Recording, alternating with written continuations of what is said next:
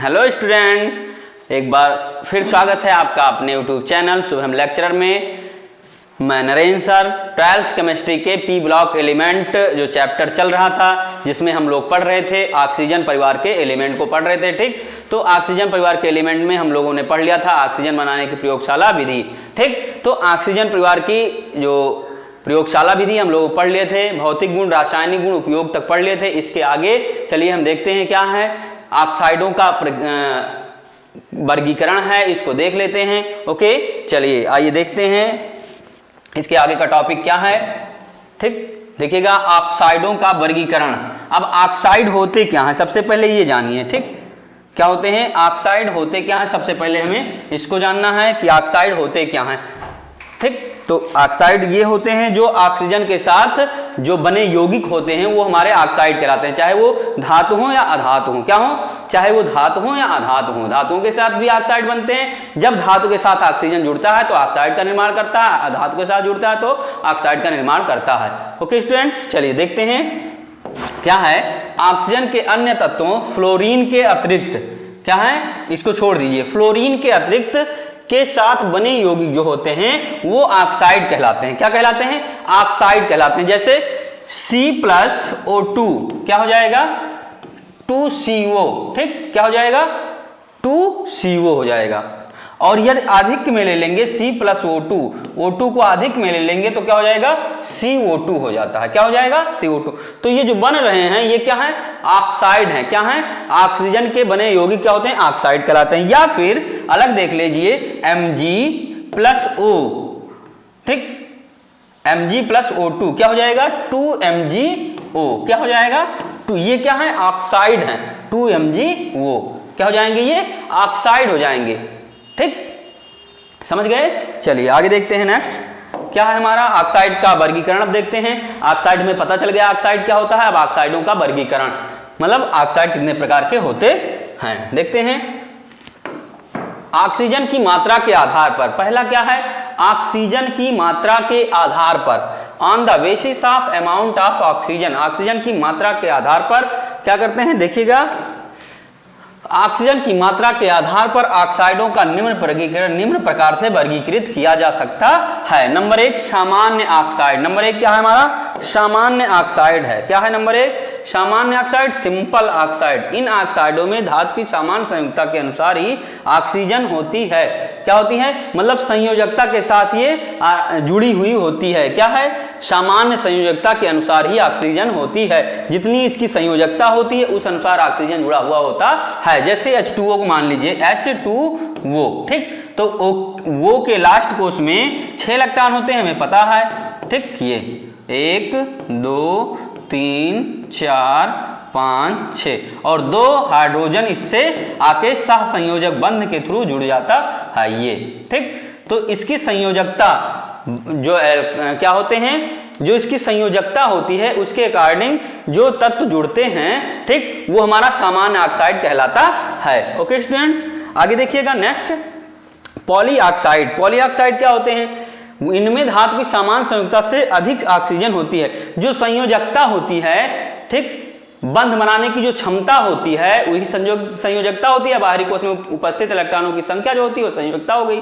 ठीक, तो क्या होता है, इनमें धातु की सामान्य संयोजकता से अधिक ऑक्सीजन होती है। जितनी संयोजकता होती है उससे ज्यादा ऑक्सीजन होता है। ठीक, इन्हें पराक्साइड, सुपर ऑक्साइड तथा डाई ऑक्साइड के नाम से जानते हैं। ओके, चलिए नेक्स्ट हमारा क्या है देखते हैं, सब ऑक्साइड। क्या है, सब ऑक्साइड। इनमें धातु की सामान्य संयोजकता से कम ऑक्सीजन होती। क्या होती है, जितनी संयोजकता होनी चाहिए उससे कम होती है। ठीक, संयोजकता उससे कम होती है और ऑक्सीजन क्या होते हैं, कम ऑक्सीजन होती है। उदाहरण nitrous oxide N2O, nitrous oxide तथा कार्बन सब ऑक्साइड। जैसे बताया गया है CO हो गया कार्बन मोनोऑक्साइड, CO2 हो गया, ठीक, कार्बन डाइऑक्साइड, और C3O2 कार्बन सब ऑक्साइड हो जाता है। ठीक, क्या हो जाता है, कार्बन सब ऑक्साइड हो जाता है। इनमें धातु की सामान्य संयोजकता से कम ऑक्सीजन होती है। जितनी धातु की संयोजकता होती है उससे कम ऑक्सीजन होते हैं। ठीक, तो क्या कहलाते हैं, सब ऑक्साइड कहलाते हैं। ओके, नेक्स्ट क्या है, मिश्रित ऑक्साइड। ओके, ये ऑक्साइड दो साधारण ऑक्साइडों से बने होते हैं। उदाहरण रेड लेड। क्या होते हैं, ये ऑक्साइड दो साधारण ऑक्साइड, मतलब दो ऑक्साइड आपस में मिलके, देखिए दो ऑक्साइड PbO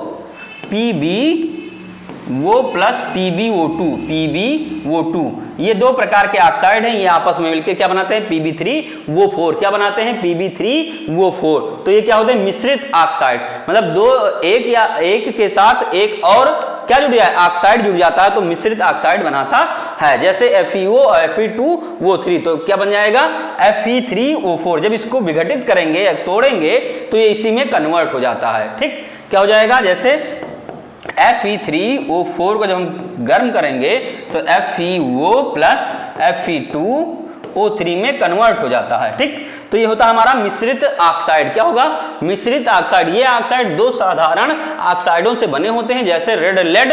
ये जो रेड लेड है हमारा Pb3O4 किससे बना होता है, 2PbO और PbO2 से बना हुआ होता है। ओके, चलिए क्लियर है।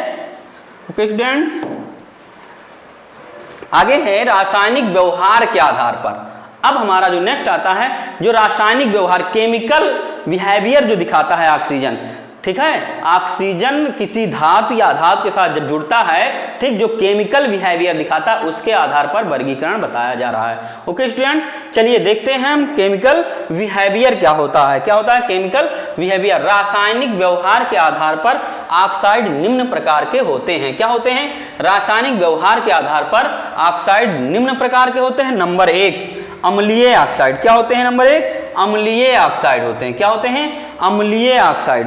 तो जो अम्लीय ऑक्साइड होते हैं ये क्षार एवं क्या होते हैं, पहले देख लीजिए, वह ऑक्साइड जो जल में विलय होकर अम्ल का निर्माण करते हैं, अम्लीय ऑक्साइड कहलाते हैं। सामान्यतः अधातुएं अम्ल ऑक्साइड का निर्माण करती हैं। क्या होती हैं, जो अधातु होते हैं। क्या होते हैं, जो अधातु होते हैं वो, या अधातु ऑक्साइड, जैसे कोई अधातु आप ले लीजिए, C ले लीजिए प्लस O2 ले लीजिए, तो क्या हो जाएगा, CO2।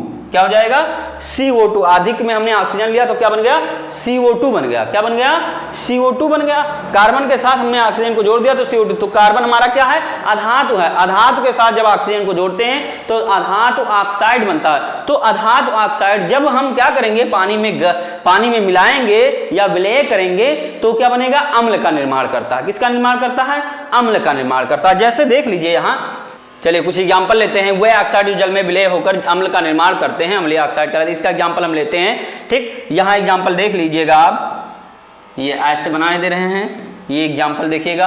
पहला क्या है, कोई हम लेते हैं CO2 प्लस H2O। ठीक, तो क्या हो जाएगा, हमारा हो जाएगा H2CO3। क्या हो जाएगा, H2CO3 कार्बोनिक अम्ल हो जाएगा। ठीक, या दूसरा लेते हैं SO2 प्लस H2O। ठीक, तो क्या हो जाएगा हमारा H2SO3 सल्फ्यूरस अम्ल हो जाएगा। यदि हम SO3 प्लस H2O लेते हैं, ठीक, तो हमारा क्या हो जाएगा, H2SO4। क्या हो जाएगा, H2SO4। तो जो अधातुएं ऑक्साइड होती हैं, अधातु ऑक्साइड होती हैं, क्या होते हैं, अधातु ऑक्साइड होते हैं। ठीक, वो जल में विलय होकर क्या देते हैं, अम्ल का निर्माण करते हैं। इसलिए इन्हें अम्ल एनहाइड्राइड भी कहा जाता है। क्या कहा जाता है, अम्ल एनहाइड्राइड भी कहा जाता है। आगे देख लीजिए एक और, N2O5 okay plus H2O, N2O5 plus H2O। क्या होगा, N2O5 H2O हमारा हो जाएगा 2HNO3। क्या बन जाएगा, 2HNO3 नाइट्रिक एसिड बन जाएगा। ठीक, या एक और है, ठीक, N2O5 हमारा क्या बन जाएगा, 2HNO3। ओके स्टूडेंट्स, ये तो हुआ हमारा जब अधातु ऑक्साइड को जल में विलय करते हैं तो हमारा अम्ल का निर्माण करता है। इसलिए इसे हम अम्ल एनहाइड्राइड भी, अधातुओं को हम जो अधातु ऑक्साइड है इसे अम्ल एनहाइड्राइड भी कहा जाता है। क्या कहा जाता है, जो हमारे अधातु ऑक्साइड होते हैं इन्हें अम्ल एनहाइड्राइड भी कहा जाता है। ओके, कंफर्म हो गया होगा, आशा करते हैं आप लोगों को समझ में आ गया होगा। ठीक। H2SO3 जो है सल्फ्यूरस अम्ल है। क्या है ये? सल्फ्यूरस अम्ल है। ये क्या है? कार्बोनिक अम्ल है। और ये हमारा सल्फ्यूरिक अम्ल है, ठीक। और ये हमारा नाइट्रिक अम्ल है। क्या है? नाइट्रिक अम्ल है। तो कहने का मतलब ये है जब अधातु ऑक्साइड को जल में विलय कराया जाता है तो क्या बनता है हमारा? क्या बनता है? अम्ल बनता है, ठीक। कंफर्म? ओके, चलिए आगे चलते हैं। नेक्स्ट मिटाल दे रहे हैं। क्षारीय ऑक्साइड क्या है? दूसरा हमारा क्षारीय ऑक्साइड सेम वही है, वह ऑक्साइड जो जल में अवलीय होकर क्षार बनाते हैं। क्या बनाते हैं? क्षार बनाते हैं। धातु ऑक्साइड की प्रकृति क्षारीय होती है। जो भी धातु ऑक्सीजन से रिएक्शन करता है तो क्या होता है? क्षारीय प्रकृति का होता है, क्षारीय ऑक्साइड कहा जाता है। क्या कहा जाता है? क्षारीय ऑक्साइड। पहले तो आप इसको जान लीजिएगा कि जो धातुएं होती हैं जब ऑक्सीजन से रिएक्शन करती हैं तो धातु ऑक्साइड जो बनता है वो क्षारीय होता है, इसलिए इसे क्षार एनहाइड्राइड कहा जाता है। क्या कहा जाता है? क्षार एनहाइड्राइड कहा जाता है, ठीक। तो जो क्षारीय धातु होते हैं और क्षारीय मृदा धातु होते हैं, डी ब्लॉक की धातुएं क्षारीय ऑक्साइडों का निर्माण करते हैं। जितने भी डी ब्लॉक के एलिमेंट होते हैं वो क्षारीय धातु का निर्माण करते हैं। Okay, confirm? चलिए आगे देखिए। इसमें से दिया गया है आपको क्षारीय ऑक्साइड में Na2O, CaO, VaO, K2O, MgO, Fe2O3 आदि, ठीक। Fe2O3 आदि, ठीक। जैसे दिया गया है CO प्लस H2O। क्या दिया गया है? यहां देख लीजिए CaO प्लस H2O। पहला दिया गया है Na2O, ठीक। प्लस जल में जब इसको घोला जाता है H2O तो ये क्या बन जाता है? NaOH, मतलब क्षार का निर्माण हो गया। किसका निर्माण हो गया? क्षार का निर्माण हो गया। और यही चीज बताया गया है क्षारीय ऑक्साइड में। क्या बताया गया? क्षार का निर्माण हो जाता है। जैसे MgO ले लीजिए, MgO प्लस H2O ले लीजिए, ठीक। तो क्या हो जाएगा? MgOH का होल ट्वाइस। क्या हो जाएगा? MgOH का होल ट्वाइस। अगर हम क्या ले लेंगे? CaOH ले लेंगे, CaO प्लस H2O ले लेंगे तो क्या हो जाएगा? CaOH का होल ट्वाइस हो जाएगा। मतलब ये सब क्या हो जाएंगे? क्षार हो जाएंगे, ठीक। CaOH का होल ट्वाइस ले लेंगे तो क्षार हो जाएगा। या ले लेंगे K2O ले लेंगे तो भी क्या हो जाएगा? KOH का होल ट्वाइस हो जाएगा, ठीक। अगर हम K2O ले लेंगे तो KOH का होल ट्वाइस हो जाएगा, ठीक। आगे CO ले लेंगे तो CaO का होल ट्वाइस हो जाएगा। मतलब कहने का मीन्स ये है कि जब हम क्षारीय धातु या क्षार धातु जो होते हैं, क्षारीय धातु और क्षारीय मृदा धातु जो होते हैं हमारे, ठीक, उनके ऑक्साइडों को लेते हैं और जल में विलय करते हैं तो क्या बनाते हैं? वो क्षार का निर्माण करते हैं। ओके, चलिए आगे देखते हैं। नेक्स्ट चलिए नेक्स्ट हमारा क्या है? उभयधर्मी ऑक्साइड। क्या है? वह ऑक्साइड जिनके द्वारा अम्लीय तथा क्षारीय दोनों प्रकार के ऑक्साइडों के गुण दर्शाए जाते हैं उभयधर्मी ऑक्साइड कहलाते हैं। जैसे Al2O3 ZnO PbSnO2। देखिएगा इसका एग्जांपल, Al2O3 प्लस HCl क्या होगा? प्लस HCl के साथ रिएक्शन कराते हैं तो क्या बनता है हमारा? AlCl3 प्लस H2O, ये बनता है, ठीक। तो ये हो जाएगा AlCl3 है यहाँ, तो यहाँ 2Al है तो यहाँ 2 कर लो, यहाँ 6Cl कर लो, ठीक हो गया 6, और यहाँ 3H2O कर लो, ठीक हो गया। क्लियर? ये हमारा बन जाता है। क्या हो गया? अब ये अम्ल के साथ रिएक्शन करता है तो ये दोनों प्रकार के गुण को दर्शाता है। ये हमारा हो गया, क्या बन गया? 3H2O हो गया। क्लियर? अब दूसरा रिएक्शन देख लेते हैं। Al2O3 plus 6Al2O3 plus NaOH के साथ रिएक्शन कराते हैं तो क्या बन जाएगा हमारा? क्षार के साथ कराते हैं तो NaAlO2, ठीक, ये बन जाएगा प्लस H2O। क्या बन जाएगा? H2O, ठीक। NaAlO2 प्लस H2O, मतलब ये उभयधर्मी ऑक्साइड हैं, ठीक। वह ऑक्साइड जिनके द्वारा अम्लीय तथा क्षारीय दोनों प्रकार के ऑक्साइडों के गुण दर्शाए जाते हैं उभयधर्मी ऑक्साइड कहलाते हैं। तो अम्लीय गुण भी दर्शा रहा है और क्षारीय गुण भी दर्शा रहा है, इसलिए क्या बोलेंगे? उभयधर्मी ऑक्साइड कहा जाता है। ओके, क्लियर हो गया? चलिए आगे देखते हैं। उदासीन ऑक्साइड, उदासीन ऑक्साइड नाम से ही स्पष्ट है उदासीन ऑक्साइड, ठीक। क्या नाम से स्पष्ट है कि ये किसी के प्रति क्रियाशील नहीं होता, इसलिए क्या कहेंगे, इसे उदासीन ऑक्साइड कहेंगे। वह ऑक्साइड जो ना तो अम्लीय होते हैं ना ही क्षारीय होते हैं, उदासीन ऑक्साइड कहलाते हैं। क्या कहलाते हैं, उदासीन ऑक्साइड कहलाते हैं। जैसे H2O क्या होता है, H2O तो एकदम उदासीन होता, किसी के प्रति कोई क्रियाशील नहीं होता। CO भी उदासीन होता है, NO भी उदासीन होता है, एंड N2O भी उदासीन ही होता है। ओके स्टूडेंट्स, चलिए नेक्स्ट चलते हैं। संरचना के आधार पर क्या होते हैं, संरचना के आधार पर आयनिक ऑक्साइड क्या होते हैं, संरचना के आधार पर आयनिक ऑक्साइड। अब आयनिक ऑक्साइड तो जानते ही हैं, आयन जिसमें उपस्थित हो आयनिक ऑक्साइड कहे जाएंगे। जैसे एस ब्लॉक के तत्व, क्षारीय तथा क्षारीय मृदा धातु के वह ऑक्साइड में आयनिक बंध उपस्थित होता है, अतः इन्हें आयनिक ऑक्साइड कहा जाता है। अब जैसे Na2O हो गया, तो ये क्षारीय धातु है। K2O ये क्या है, क्षारीय धातु, तो इसमें आयनिक ऑक्साइड उपस्थित है, ठीक। ये एग्जांपल हो गया आपका।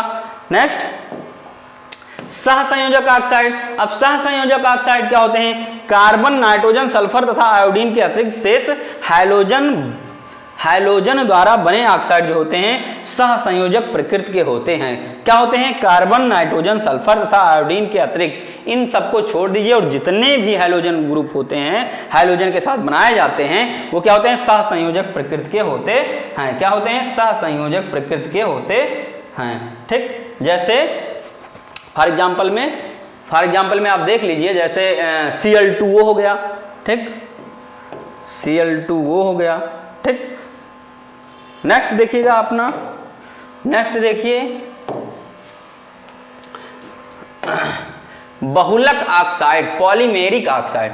पी ब्लॉक में समूह 13, 14 कार्बन के अतिरिक्त 15 नाइट्रोजन के अतिरिक्त 16 सेलेनियम तथा टेलुरियम के अतिरिक्त 17 वन के तत्व ऑक्सीजन के साथ संयोग करके बहुलक ऑक्साइड बनाते हैं। जैसे सिलिकॉन डाइऑक्साइड क्या बनाते हैं, बहुलक बनाते हैं सिलिकॉन डाइऑक्साइड। मतलब एक तत्व रहेगा और ऑक्सीजन कई रहेंगे, ठीक। जैसे SiO2, ठीक। अब तक हमने पढ़ा क्या, MgO, CaO, ठीक, एक एक ऑक्सीजन को हमने पढ़ा, लेकिन यहाँ क्या है, बहुलक ऑक्साइड होंगे। क्या होंगे, बहुलक ऑक्साइड। तो बहुलक ऑक्साइड में क्या हो जाएगा, SiO2, ठीक। आगे Te और Se के अतिरिक्त, ठीक, ऑक्सीजन जो होता है संयोग, जैसे पोलोनियम हो जाएगा, वो भी लिया जाएगा, ऑक्सीजन के साथ संयोग करके बहुलक ऑक्साइड बनाते हैं। जैसे फॉर एग्जांपल में सिलिकॉन डाइऑक्साइड क्या हो जाएगा, सिलिकॉन डाइऑक्साइड या सिलिका कहा जाता है। ओके, चलिए नेक्स्ट चलते हैं अब हम लोग। चलिए आ गया नेक्स्ट हमारा ओजोन। क्या आ गया, ओजोन का जो सिंबल होता है O3 होता है, ठीक। यह ट्राई परमाणुक अणु है, ठीक। क्या है, ट्राई परमाणुक अणु है जो ऑक्सीजन का अपर रूप होता है, ठीक। यह समुद्र तल से लगभग 20 किलोमीटर की ऊंचाई पर सूर्य से प्राप्त पराबैंगनी किरणों को रोकता है। समुद्र तल से क्या होता है, 20 किलोमीटर की ऊंचाई पर सूर्य से प्राप्त पराबैंगनी प्रकाश के प्रभाव में जो आते हैं अल्ट्रावायलेट किरणें, वो क्या करता है, उनको रोकता है, ठीक। और कैसे बनता है, वहां उपस्थित ऑक्सीजन से बनती है। 20 किलोमीटर ऊंचाई पर सूर्य से प्राप्त पराबैंगनी प्रकाश के प्रभाव में वहां उपस्थित ऑक्सीजन से ये बनती है, ठीक। और नीचे अगर लिया जाए पृथ्वी से ऊपरी लेयर समताप मंडल, ये कहां पाई जाती है, ओजोन हमारी गैस कहां पाई, समताप मंडल में पाई जाती है, ठीक। जो हमारा वायुमंडल है 5 भागों में बांटा गया है, ठीक। तो उसमें से एक दूसरा मंडल है समताप मंडल, जो समताप मंडल में उसमें ओजोन परत, ओजोन लेयर पाई जाती है, ठीक। तो ओजोन लेयर का कार्य क्या होता है, वो सूर्य से आने वाली पराबैंगनी किरणों को क्या करती है, रोकती है।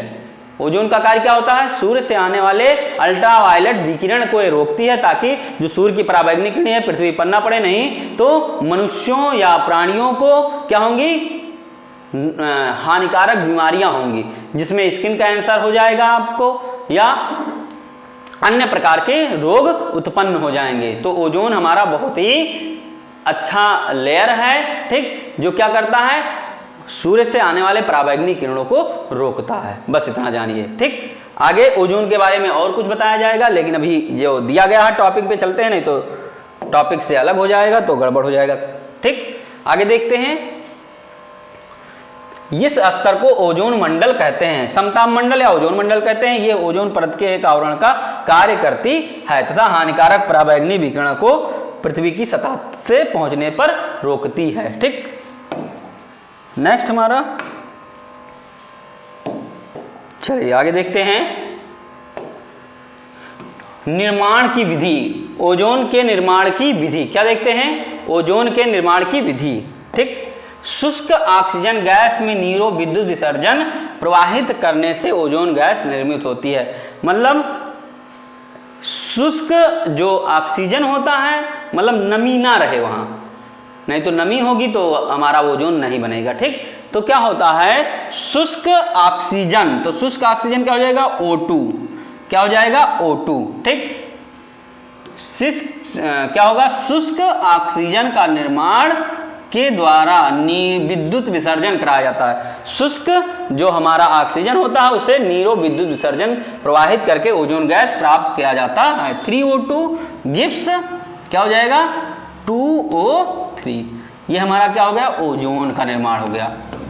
क्या हो गया ओजोन बन गया। ओके, ठीक, क्या बन गया ओजोन बन गया। ओके स्टूडेंट्स, आगे देखते हैं ओजोन निर्माण में जिस उपकरण का प्रयोग किया जाता है उसे ओजोनाइजर कहते हैं। यह एक उत्क्रमणीय व ऊष्माशोषी अपक्रिया है। क्या है ये ऊष्माशोषी अपक्रिया है। कौन सी अपक्रिया? ऊष्मा को लेकर यह प्रक्रिया होती है, यह अपक्रिया होती है। जैसे जब हम क्या करते हैं O2 को गर्म करते हैं नीरो विद्युत विसर्जन में, नीचे से ताप देते हैं, ताप दिया तो इसका मतलब ऊष्माक्षेपी हो गया, सॉरी ऊष्माशोषी होगा, ऊष्मा को अवशोषित करता है। ठीक, तो क्या बन गया हमारा ओजोन बन जाता है। और जिस उपकरण में किया जाता है उसे ओजोनाइजर कहते हैं। क्या कहा जाता है ओजोनाइजर कहा जाता है। क्या कहा जाता है ओजोनाइजर कहते हैं। यह एक उत्क्रमणीय ऊष्माशोषी अपक्रिया होती है, अतः ओजोन की उच्च लब्धि के लिए ठीक ताप की आवश्यकता होती है। क्या होती है? ज्यादा मात्रा में ओजोन अगर चाहिए तो ताप ज्यादा लगेगा। ओके, चलिए नेक्स्ट देखते हैं हम प्रयोगशाला में क्या होता है। प्रयोगशाला में ओजोन निर्माण सीमेंस अथवा ब्रॉडी के ओजोनाइजर द्वारा किया जाता है। तो हम यहां पढ़ेंगे सीमेंस ओजोनाइजर विधि का प्रयोग पढ़ेंगे। क्या पढ़ेंगे? सीमेंस ओजोनाइजर विधि का प्रयोग पढ़ेंगे। प्रयोगशाला विधि में हम सीमेंस को पढ़ेंगे। ओके, इसमें देख लीजिएगा पहले सीमेंस ओजोनाइजर में क्या होता है। सीमेंस ओजोनाइजर में कुछ करना रहता है, संकेंद्रीय कांच की नलियां होती हैं, जो अभी दोनों नली हम बनाए हैं, ये वाली नली ऐसे जो बनती हैं। ठीक, दो नलियां होती हैं कांच की, ठीक, जो एक सिरे से बंद होती है। क्या होती है? ये एक सिरे से बंद होती है, यहां से बंद कर दिया जाता है, ये ऐसे बंद कर दिया जाता है। ठीक, बाहर वाली नली की बाहरी सतह एवं भीतर वाली नली की भीतरी सतह पर टिन की पतली परत चढ़ा दी जाती है। ठीक, यहां से यहां तक और यहां से यहां तक पतली परत तिनकी चढ़ा दी जाती है और प्रेरण कुंडली के माध्यम से संपर्कित कर जाता है। मतलब जो हमें जहां विद्युत देना होता है वहां से इसको संप्रेरित कर दिया जाता है। इन नलियों के मध्य वलयाकार अंतराल में 0 सेंटीग्रेड पर धीरे धीरे शुष्क व शुद्ध ऑक्सीजन गैस प्रवाहित करते हैं। यहां से हम ऑक्सीजन गैस प्रवाहित करते हैं। ठीक, जो अभी बनाए हैं सेम उसी प्रकार से है। फिर क्या होता है, इस ओजोनाइजर द्वारा प्राप्त गैस में ओजोन का प्रतिशत 15% हो जाता है। फिर यहाँ से जो O3 निकलता है वो लगभग 15% होता है। ठीक, ये होता है। इसमें फिगर नहीं दिया गया है, ठीक है, आप देख लीजिएगा फिगर को। लिखना ऐसे जैसे फिगर रहेगा वैसे आपको लिखना रहेगा, इसमें कुछ है नहीं। ठीक, नेक्स्ट हम देखते हैं क्या है भौतिक गुण था। अब हम भौतिक गुण को पढ़ लेते हैं। क्या है भौतिक गुण? धर्म। ठीक, भौतिक गुणधर्म को पढ़ते हैं। ओजोन के महत्वपूर्ण भौतिक गुणधर्म निम्नलिखित नीचे दिए गए हैं। देखिएगा, यह मछली जैसी विशिष्ट गंध वाली एक पीली नीली गैस है जो लगभग -120 सेंटीग्रेड पर एक गहरे नीले द्रव में संघनित हो जाती है। यदि इसको संघनित करना चाहें आप, ठीक, तो क्या करेंगे 120 सेंटीग्रेड क्या करेंगे ठंडा करेंगे, 120 डिग्री सेंटीग्रेड पर ठंडा करेंगे तो नीले द्रव में संघनित हो जाती है। इसका क्वथनांक -111 सेंटीग्रेड होता है। क्वथनांक कितना होता है? -111 सेंटीग्रेड होता है। ये एक विषैली गैस है जो श्वास नली में 100 ppm वायु में से होने पर सिरदर्द तथा श्वसन संबंधी समस्याएं उत्पन्न कर देती है। क्या होती है? यह एक विषैली गैस होती है। ये वायु से भारी भी होती है तथा जल में अल्पविलीय होती है। यह स्टार्च तथा आयोडीन पेपर को नीला कर देती है। क्या करती है? स्टार्च या आयोडीन पेपर को नीला कर देती है। ओके स्टूडेंट्स, ये तो था भौतिक गुण। अब हम देखते हैं रासायनिक गुण को। क्या देखते हैं? रासायनिक गुणधर्म। ओजोन के प्रमुख रासायनिक गुणधर्म नीचे दिए गए हैं। पहला दिया गया है, जब हम 250 सेंटीग्रेड पर ओजोन को मंद रूप से ऑक्सीजन में अपघटित हो जाती है। ओजोन को गर्म करते हैं 250 सेंटीग्रेड पर, धीरे धीरे गर्म करते हैं तो ऑक्सीजन में पुनः अपघटित हो जाती है, क्योंकि यह प्रक्रिया क्या है? उत्क्रमणीय प्रक्रिया होती है। पहले ही बता दिया गया है कि यह उत्क्रमणीय प्रक्रिया होती है। आइए देखते हैं हम, O3 है ये, ठीक, क्या है ये? O3 है और ये उत्क्रमणीय प्रक्रिया है तो 2O3, तो हमारा क्या बन जाएगा? 3O2 में परिवर्तित हो जाती है, अपघटित हो जाती है। तो पहला रिएक्शन अपघटन का होता है, डिकम्पोजिशन, मतलब ये टूट के ऑक्सीजन में परिवर्तित हो जाती है। ओके, ऑक्सीकारक रूप में देख लीजिए। ऑक्सीकारक रूप में क्या होता है? ऑक्सीकारक जो रूप होता है ये देखिएगा, ये एक प्रबल ऑक्सीकारक की भांति कार्य करती है। क्या होती है? एक प्रबल ऑक्सीकारक की भांति कार्य करती है तथा आसानी से अपघटित होकर नवजात ऑक्सीजन देती है। क्या देती है? नवजात ऑक्सीजन देती है। ठीक, कैसे देती है? देखिएगा, O3 gives O2 plus O, ये नवजात ऑक्सीजन देती है। क्या देती है? नवजात ऑक्सीजन देती है। ठीक, ओजोन निम्नलिखित अपक्रियाओं में ऑक्सीकारक की भूमिका निर्वहन करती है। ये दिया गया है कि जब नवजात ऑक्सीजन बन गया, ठीक, ये क्या हो गया? नवजात ऑक्सीजन। क्या लिख देंगे? नवजात ऑक्सीजन। ठीक, नवजात ऑक्सीजन। और जो नवजात ऑक्सीजन है वो निम्नलिखित भूमिका नीचे निभाती है, देखिएगा उसको। ठीक, तो ये एक प्रबल ऑक्सीकारक है। पहला तो हमारा हो गया अपघटन, दूसरा हो गया प्रबल ऑक्सीकारक के रूप में। क्या हो गया? प्रबल ऑक्सीकारक के रूप में हो जाता है। ठीक, जब हम O3 को गर्म करते हैं तो O2 और नवजात ऑक्सीजन में विघटित हो जाती है। अब नवजात ऑक्सीजन को देखिएगा, डाल रहे हैं, चलिए देखते हैं। मरकरी का ऑक्सीकरण, क्या करते हैं? मरकरी का ऑक्सीकरण, तो Mg plus Hg plus O,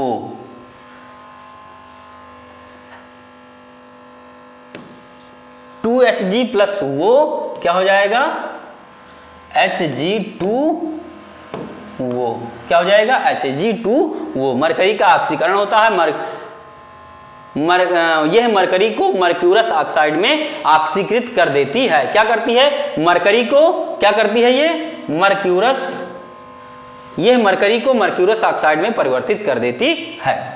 या इसी रिएक्शन को हम, ठीक, इसी रिएक्शन को हम 2Hg प्लस O3 ठीक करते हैं तो क्या बनेगा हमारा? 2Hg प्लस O3, तो क्या हो जाएगा? Hg2O प्लस O2, ये हो जाएगा। ठीक, यही रिएक्शन आप नवजात ऑक्सीजन से रिएक्शन कराते हैं तो Hg2O बन जाता है। अगर 2Hg प्लस O3 ओजोन के साथ रिएक्शन कराते हैं मरकरी का तो क्या बनता है? Hg2O और O2 बाहर क्या निकल जाता है? गैस के रूप में बाहर निकल जाता है। ठीक, कंफर्म, मतलब दोनों रिएक्शन में आपको दिखा दे। अगर इसको नहीं लिखना चाहिए तो मत लिखिए, कोई आवश्यकता नहीं, इसको हमने समझाने के लिए इस रिएक्शन को पहले ही लिख दिया था। ठीक, अब क्या होता है? 2Hg प्लस O3, जब हम क्या करते हैं ओजोन को मरकरी के साथ रिएक्शन कराते हैं तो मर्क्यूरस ऑक्साइड बनता है Hg2O प्लस O2। ओके, चलिए दूसरा देखते हैं। सल्फर का ऑक्सीकरण जल के उपस्थिति में, यहाँ क्या? जल के उपस्थिति में, ध्यान दीजिएगा, जो रिएक्शन कर रहा है उसको पहले बना लेते हैं हम। जल के उपस्थिति में ये सल्फर को सल्फ्यूरिक अम्ल में परिवर्तित कर देती है। इसका मतलब क्या है? सल्फर प्लस जल या सल्फर प्लस O3 प्लस यहाँ जल रख लीजिए H2 वो, तो क्या बना देता है? ये H2SO4 बना देता है। क्या बना देगा? H2SO4। ओके, क्लियर है? क्लियर है? कुछ करना नहीं है आपको।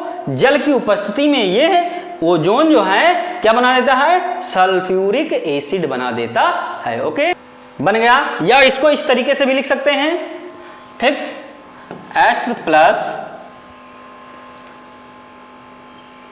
2O3 plus H2O gives H2SO4 plus 3O2। ठीक, इस रिएक्शन को हम ऐसे भी लिख सकते हैं। ठीक, कैसे लिख सकते हैं इस रिएक्शन को? ऐसे भी लिख सकते हैं। इस रिएक्शन को ऐसे भी लिख सकते हैं, इस रिएक्शन को ऐसे भी लिख सकते हैं। ओके, हमारा क्या बन जाएगा? सल्फ्यूरिक अम्ल बनेगा दोनों में। ओके, कोई दिक्कत नहीं है। नेक्स्ट हमारा अपचायक गुण। अब एक आता है तीसरा, अपचायक गुण, रिड्यूसिंग प्रॉपर्टी। ठीक, ओजोन ऑक्सीजन को मुक्त कर स्वयं अपचायक की भांति कार्य करता है। क्या करता है? ओजोन ऑक्सीजन को मुक्त कर देता है और अपचायक की भांति कार्य करता है। नंबर 1 दिया गया इसमें सोडियम परऑक्साइड को सोडियम ऑक्साइड में अपचयित कर देता है। सोडियम परऑक्साइड Na2O2, ये सोडियम परऑक्साइड है। ठीक, को क्या करता है? ये अपचयित कर देता है और किसमें बना देता है? सोडियम ऑक्साइड में, Na2O, सोडियम ऑक्साइड में बना देता है। और प्लस क्या बच जाता है?